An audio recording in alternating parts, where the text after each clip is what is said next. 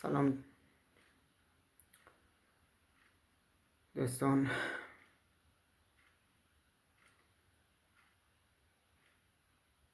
فعلا آشنا نمیدونم از کجا شروع کنم.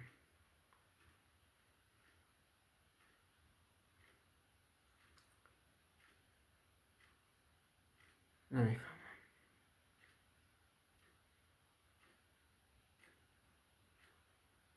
فعلا.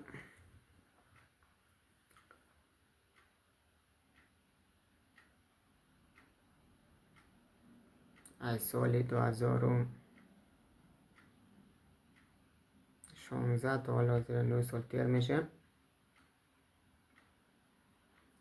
ولی در این 9 سال سختی های زیادی بوده. زندگی نباید از دست زندگی بنالی، ولی باید زندگی رو جوری ادامه بده که تو باید زندگی رو سیر کنی، نه که زندگی تو رو سیر کنه.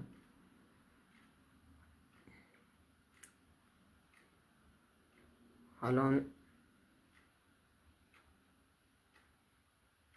شرایط ها خیلی فرق کرده. ای سال 2020 21 الان 25 است.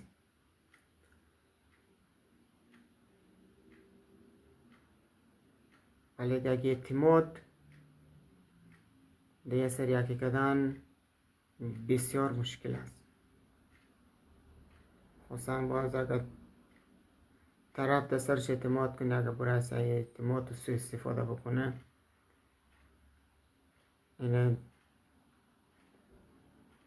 جوری میشه که اصلا ده هیچ کس، چی مرد و چی زنش، اعتماد بسیار مشکل میشه، خیلی سخت.